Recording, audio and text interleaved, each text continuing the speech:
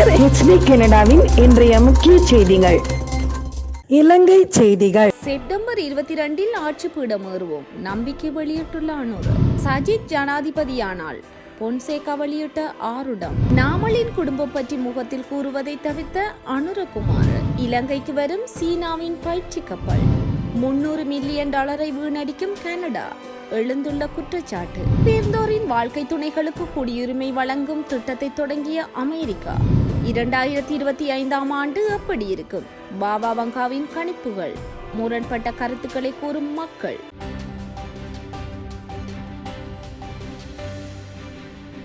எதிர்வரும் செப்டம்பர் 21 நடைபெறவுள்ள ஜனாதிபதி தேர்தலில் மக்களின் ஆணை தேசிய மக்கள் சக்தி கட்சிக்கு கிடைத்து மறுநாள் நாம் ஆட்சி பீடமேறுவோம் என ஜனாதிபதி வேட்பாளர் அனுரகுமார திசாநாயக்க தெரிவித்துள்ளார்.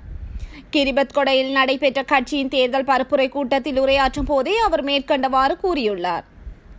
அவர் மேலும் உரையாற்றுகையில், அரசின் வருமானத்தை அதிகரிக்கும் நோக்கத்தினுடைய தேசிய மக்கள் சக்தி ஆட்சியை கைப்பற்றும், ஊழல் மோசடியை ஒழிக்கும், வரி செலுத்தாமல் உள்ள பலரிடமிருந்து 169 பில்லியனை பெற முடியும்.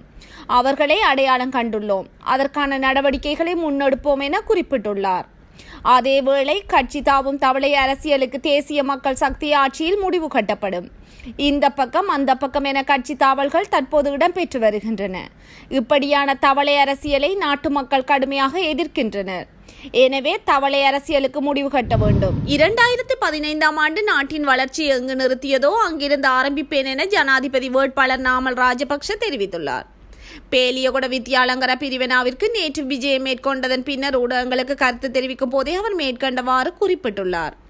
இதன்போது மற்ற அரசியல் கட்சிகளைப் போல தேர்தல் நேரத்தில் ஆதாயம் பெறுவதற்காக நாங்கள் எங்கள் கொள்கைகளை மாற்றுவதில்லை என கூறியுள்ளார். இதேவேளை வடக்கு கிழக்கிற்கு காணி காவல்துறை அதிகாரங்கள் ஒருபோதும் வழங்கப்பட மாட்டாது எனவும் இந்த நாட்டை பிரிக்க முடியாது எனவும் கூறியுள்ளார். மேலும் முன்னாள் ஜனாதிபதி மஹிந்த ராஜபக்ஷவின் அபிவிருத்தி வேலை திட்டத்தை முன்னெடுத்துச் செல்வது தமது பொறுப்பு என ஸ்ரீலங்கா பொதுஜன பெரமுனாவின் ஜனாதிபதி வேட்பாளர் நாமல் ராஜபக்ஷ தெரிவித்துள்ளமை குறிப்பிடத்தக்கது. சஜித் பிரேமதாச ஜனாதிபதி தேர்தலில் வெற்றி பெற்றால் ஒரு வருடத்திற்குள் பதவியை விட்டுவிட்டு ஓடி விடுவார் என சுயேட்சை ஜனாதிபதி வேட்பாளர் பீல்ட் மார்ஷல் சரத் பொன்சேகா தெரிவித்துள்ளார். கோட்டபாய ராஜபக்ஷவும் தாம் முன்னர் கூறியது போன்று 2 வருடங்களின் பின்னர் ஓடிவிட்டார் என அவர் குறிப்பிட்டார். நாடாளுமன்ற உறுப்பினர் பீல்ட் மார்ஷல் பொன்சேகாவின் வெற்றிக்காக கம்பகாவில் நடைபெற்ற முதலாவது பேரணியில் கலந்து கொண்டு உரையாற்றும் போதே அவர் மேற்கண்டவாறு தெரிவித்தார். தொடர்ந்து பேசிய பீல்ட் மார்ஷல் சரத் பொன்சேகா, கட்சி சார்பற்ற தலைவர் தேவை என்று கோல்ஃப் மைதானத்தில் போராட்டம் நடந்தது. இப்போது நான் அவர்களை என்னுடன் சேர அழைக்கிறேன். கட்சி அரசியலில் இருந்து விலகி ஜனாதிபதி தேர்தலில் சுயேட்சையாக போட்டியிடுகிறேன். எனவே கட்சி சார்பற்ற ஒரு தலைவரை நாட்டுக்கு நியமிப்பதற்கான வாய்ப்பு இப்போது மக்களுக்கு கிடைத்துள்ளது. அதேபோன்று சஜித் பிரேமதாச இந்த நாட்டின் ஜனாதிபதியானால் ஒரு வருடத்தில் ஓடிவிடுவார். இதை நான் பொன்னெழுத்துக்களில் சொன்னேன் என்று நீங்கள் அனைவரும் எழுதுங்கள். தேர்தல் செயலகத்தில் ஸ்ரீலங்கா பொதுஜன பெரமுனவின் ஜனாதிபதி வேட்பாளர் நாமல் ராஜபக்ஷவுடன் இடம்பெற்ற கலந்துரையாடல் தொடர்பில் தேசிய மக்கள் சக்தியின் தலைவர் அனுரகுமார திசாநாயக்க கருத்து வெளியிட்டுள்ளார். இந்த சந்திப்பானது ஒரு சாதாரண அரசியல் சம்பவம் என கூறிய அவர், நாங்கள் சிறப்பாக எதுவும் விவாதிக்கவில்லை. நான் தான் மல்லி எப்படி இருக்கிறீர்கள் என்று கேட்டேன். நான் விரும்பினால் அவரது தந்தை மற்றும் குடும்பத்தினர் பொது நிதியை கொள்ளையடித்துள்ளனர் என்பதை நான் அவரது முகத்தின் முன் கூறியிருக்க முடியும். ஒருவர் கைகுலுக்கினால் எழுந்து நின்று ஏற்றுக்கொள்வது சாதாரண மனித குணம். ஜனாதிபதி வேட்பாளர் ஒருவர் கைகுலுக்க மறுத்த சம்பவத்தை மக்கள் எவ்வாறு விமர்சிக்கிறார்கள் என்பதை பார்க்கிறீர்கள். அவர் எவ்வளவு கர்வமாக இருந்தார் என்பதை மக்கள் விமர்சிக்கிறார்கள். இந்த நிலையில் நாங்கள் செய்தது சரிதான், கைகுலுக்க மறுப்பது தவறு என தெரிவித்துள்ளார். சீன கடற்படை பயிற்சி கப்பலான பிளான்ஸ்போர்ட் அதன் பயிற்சி பணியின் ஒரு பகுதியாக இலங்கைக்கு வரவுள்ளது. சீனாவின் தேசிய பாதுகாப்பு அமைச்சகத்தின் பேச்சாளர் கர்னல் ஜாங் சியாவோங்கின் அறிக்கையின்படி 2024 ஆகஸ்ட் நடுப்பகுதியில் இருந்து நவம்பர் பிற்பகுதிக்கு இடையில் இந்த விஜயம் திட்டமிடப்பட்டுள்ளது. வியட்நாம், இந்தோனேஷியா, சிங்கப்பூர் மற்றும் ஹாங்காங்கில் தொழில்நுட்ப நிறுத்தம் ஆகியவற்றை உள்ளடக்கிய இந்த பயிற்சி தொழில்முறை திறன்களை மேம்படுத்துவதை நோக்கமாக கொண்டுள்ளதாக அவர் குறிப்பிட்டுள்ளார். இந்த பயணம் 2 நாடுகளின் கடற்படைகளுக்கு இடையே பரிமாற்றங்கள், ஒத்துழைப்பு மற்றும் பரஸ்பர நம்பிக்கையை வலுப்படுத்த முயல்கிறது.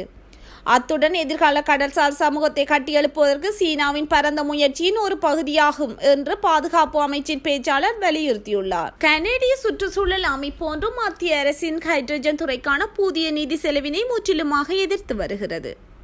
குறித்த திட்டமானது கனேடிய மக்களின் வரிப்பணத்தை வீணாக்குவதாகவும் சூழலியல் நெருக்கடிக்கு உண்மையான தீர்வாக இல்லை என்றும் அந்த அமைப்பு குற்றம் சாட்டியுள்ளது.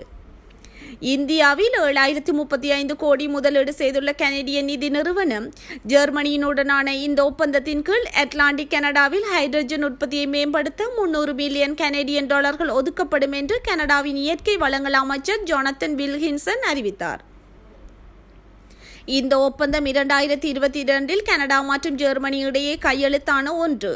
இது கனடாவுக்கு ஜெர்மனியுடன் ஹைட்ரஜன் விநியோக பாதையை அமைக்க உதவுகிறது. ஆனால் என்வாரன்மெண்டல் டிஃபென்ஸ் கனடா என்னும் சுற்றுச்சூழல் பாதுகாப்பு அமைப்பு இந்த திட்டத்தை நிதி வீணாக்கும் செயல் என குறிப்பிடுகிறது. ஏனெனில் இது உயர் செலவுகள் மற்றும் திறமையற்ற செயல்முறைகளை உள்ளடக்கியதாக கூறப்படுகிறது. அமெரிக்க குடியுரிமை பெற்ற புலம்பெயர்ந்தோரின் வாழ்க்கை துணைவர்களுக்கு குடியுரிமை வழங்கும் திட்டத்தை ஜனாதிபதி ஜோ பைடன் தொடங்கியுள்ளார்.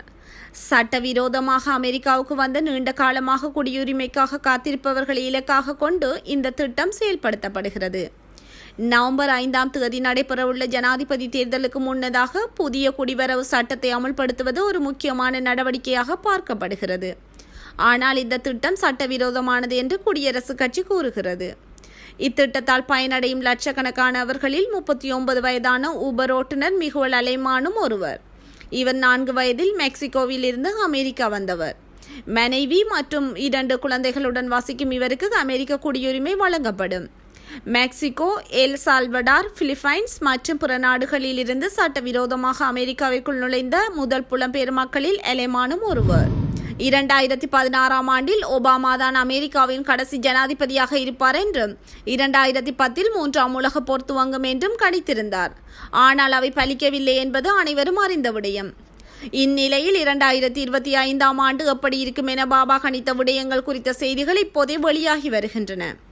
5079ஆம் ஆண்டு வரை உலகம் அழியாது என்று கூறியுள்ள பாபா, ஆனால் 2025ஆம் ஆண்டு பூமியின் அழிவு துவங்குவதில் முக்கிய பங்காற்றும் என்று கூறியுள்ளார். ஆண்டின் இறுதி வாக்கில் மிகப்பெரிய அளவிலான வானியல் நிகழ்வு ஒன்று நிகழ இருப்பதாகவும் 2025இல் ஐரோப்பாவில் ஒரு பெரும் மோதல் வெடிக்கும் என்றும் அதனால் மக்கள் தொகை பெருமளவில் குறைந்துவிடும் என்றும் பாபா கணித்துள்ளார். பாபாவின் கணிப்புகளை நம்புவர்கள் இப்போதும் இருக்கத்தான் செய்கிறார்கள்.